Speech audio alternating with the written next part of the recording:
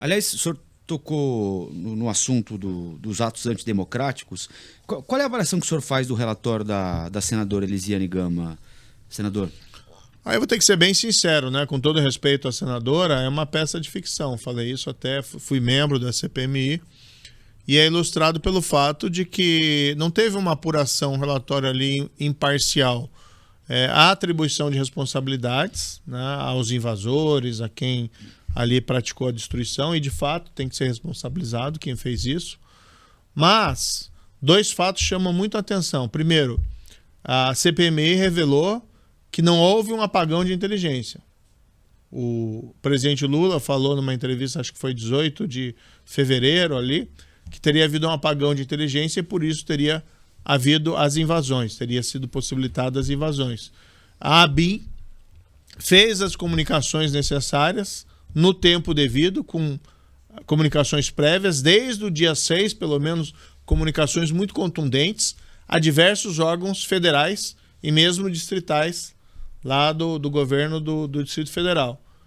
Inclusive, o próprio ministro Gonçalves Dias foi avisado pessoalmente pelo diretor da ABIN que havia risco de invasão e de destruição.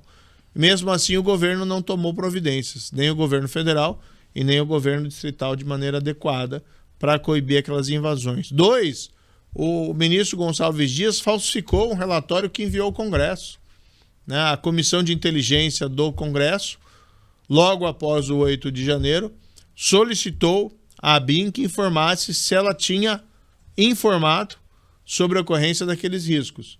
E a ABIN encaminhou um relatório que depois se descobriu adulterado porque foi suprimido desse relatório os alertas que foram direcionados ao próprio ministro Gonçalves Dias. Então, para mim, ali acabou ficando uma coisa meio de ficção, porque esses aspectos que são importantes, juntamente com, claro, tem as invasões, tem as responsabilidades, mas por que foi possível fazer essas invasões e o governo que já era um governo que estava no poder, né, com todos os aparatos possíveis, não foi capaz de evitar que o mal acontecesse? O senhor sugere um vacilo ou uma intenção de deixar acontecer? Não foi possível aprofundar na investigação nesse aspecto porque houve obstrução da base do governo. Nós queríamos ouvir, por exemplo, o diretor da Força Nacional de Segurança Pública do Ministério da Justiça. O que foi revelado pela CPMI? Que 4 pelotões da Força Nacional de Segurança Pública estavam no dia 8 ao lado, no estacionamento do Ministério da Justiça. Isso são mais ou menos uns 130, 140 soldados. Tinha um pelotão ainda dentro do prédio do Ministério da Justiça, mais 30, 40 soldados. E, veja, eles ficaram vendo a banda passar, né? Não tomaram nenhuma providência. Vendo o Congresso sendo invadido, vendo o Planalto sendo invadido. Por que não foi autorizado pelo ministro da Justiça que eles atuassem? Então, essas questões ficaram obscuras. Eu não vou ser irresponsável, leviano, e falar, não, foi uma omissão deliberada, mas foi uma omissão. E isso gera uma responsabilidade, se não criminal, administrativa, ou civil, ou política, principalmente.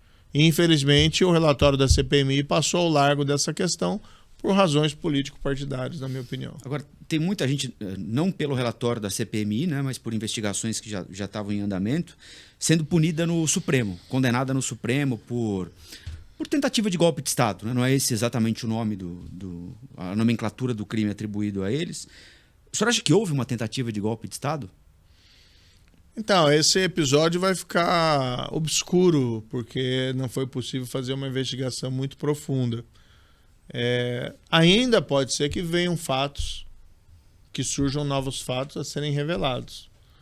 O que a gente vê ali pelas provas que foram até publicizadas, pelas provas que foram colhidas na CPMI, é uma multidão enfurecida que acabou invadindo prédios públicos e destruiu o patrimônio público, que deve ser os responsáveis específicos punidos proporcionalmente à sua responsabilidade. Que eles imaginavam ou cogitavam que estariam, né, derrubando o governo que havia sido eleito, acho que sim. Mas eles tinham o potencial para fazê-los daquela maneira, sem que tivesse um apoio, por exemplo, das Forças Armadas. Isso ficou evidenciado também, Rafael, porque o próprio Esse ministro... apoio não viria com a intenção de criar o agito e tirar a coisa do... Não veio, né? Não veio esse movimento das Forças Armadas. O próprio ministro Barroso, presidente do Supremo, quando tomou posse lá no tribunal, uma das coisas que ele falou no próprio discurso dele, que diga-se, né, a verdade, que as Forças Armadas não caíram no canto da sereia. Sim. Não, as Forças Armadas não agiram, né, para praticar qualquer golpe. Então aquelas pessoas, a meu ver, ainda que elas tivessem eventualmente essa intenção, isso é algo obscuro, depende de cada um, não tinham a potencialidade para praticar aqueles atos. Então, dizer que aquilo foi um golpe de Estado, é uma tentativa de golpe, sem que houvesse uma participação das Forças Armadas, que tem, né, os mecanismos de coerção, me parece bastante improvável. O que isso não significa que não tem que ser punidos pela destruição do patrimônio aqueles que efetivamente destruíram o patrimônio.